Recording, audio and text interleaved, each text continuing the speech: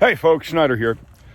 I'm building a fire this morning because I love this time of year. Love it. And I'm over here gathering some kindling wood. Well, that's not dry enough. Got to figure out what's dry. Oh, there we go. That broke easily. Dry enough to get this fire started. Listen,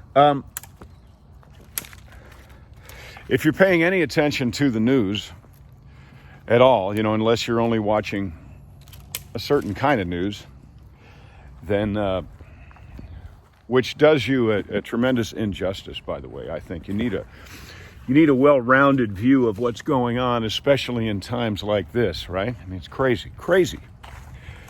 But, there it is. Okay, I'm gonna make sure I'm looking in the right spot. Then even the most staunch liberal, I don't know that staunch and liberal go together. Even the most, I'm not sure what the right word is. Wholehearted, I guess, liberal thinker has to see what's happening. Okay? An election has been contested. There are recounts happening. There are audits, and that's the word that you really need to pay attention to. There are audits happening regarding votes, specifically regarding voter fraud. So I'm asking everybody to be calm because we know what's about to happen. The writing is indeed on the wall. As far as I'm concerned, the writing is on the wall because if there was voter fraud involved, and I think we all pretty much know the difference between the conservatives and the liberals at this point is the liberals still feel like they got away with it. But I trust the process. We have an incredible legal process. The president has Rudy Giuliani. He has Jay Sekulow. He has some incredible minds behind him, legal minds that are now jumping into this and asking very tough questions because they are yes or no questions. So if the answer to the question is, was there voter fraud in Pennsylvania? If the answer to that is yes, then it's going to change that state. It just will. If the answer to the question in Georgia is, was there voter fraud, either by virtue of, and I mean this across the board, either by virtue of ballots that were falsified or ballots that were harvested and brought in at a certain time to have a certain effect. I mean, fraud is fraud. It's a pretty wide definition. It doesn't have to be counterfeit, even though I do believe there are some, and the watermark certainly will tell that. Uh-oh. Did I say watermark? Were the ballots watermarked? Well, yeah, they were. So I'm saying all this to say that, so if that happens in Pennsylvania, it's going to turn around. If it happens in Georgia, it's going to turn around. Well, actually, they haven't finished counting in either one of those states, but as far as the public perception of who had more votes, because legal votes are really what we're talking about here. But there's a very good chance it's going to turn around in Pennsylvania. There's a very good chance it's going to turn around in Georgia. There's a very good chance it's going to turn around in Arizona. And if those things happen, then there's a very good chance it's going to turn around, even though it isn't done yet. Remember, the Electoral College does not get together and cast the real votes, until December 14th. The reason why it happened quickly last time is because Hillary Clinton conceded. There's a difference. The reason why it happened when Reagan was president is he was done. So no one was questioning the election.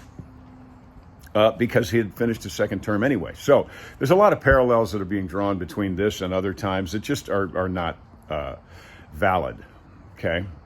So I'm saying this to say that if you are on the side that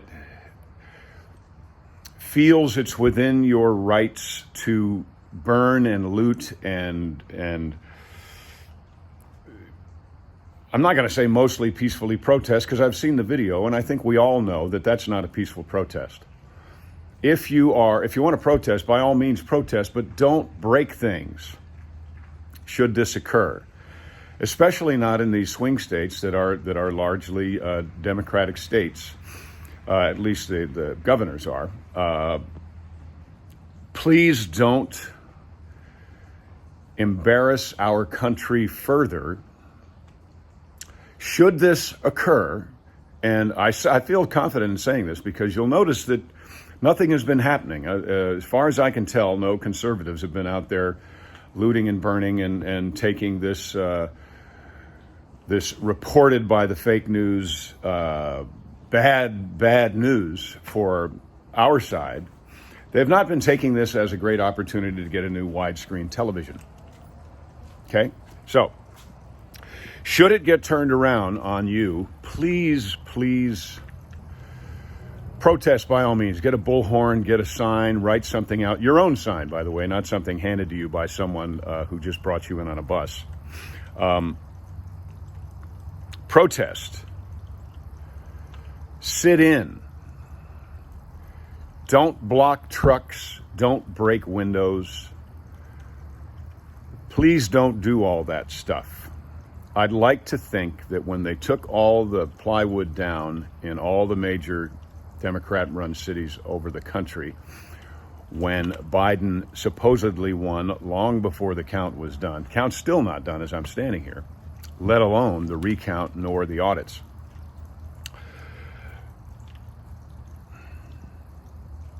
I don't want to think that they took the plywood down too early.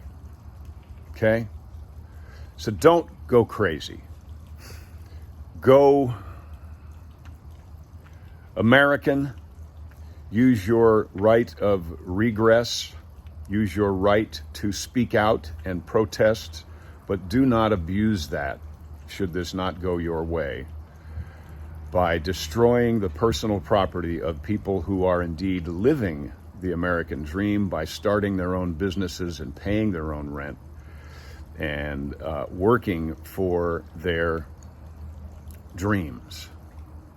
Please, in what I see the likely event that this is going to be turned around, and we honestly, if there's voter fraud involved, we never should have been subjected to this, either side. Neither conservatives nor liberals should ever have been subjected to a corked bat, a marked deck. That's not fair to those of us who love our candidate. I understand you love your candidate. It's not fair. So our anger should be toward whomever it is who felt, if it's true, that a corked bat was needed, that your candidate couldn't hit the ball over the fence. I believe your candidate could have hit the ball over the fence. I think they sold him short by cheating. Time will tell. That's my opinion. This is a conversation here. You all take care. Hang on. It's a wild ride, but we do have until December 14th. We have until December 14th, so this is not going to be settled anytime soon. Okay? And no, the President of the United States should not, under any circumstances, share secret information with someone who may very well not be coming into the White House, especially in light of the suspicious acts around the whole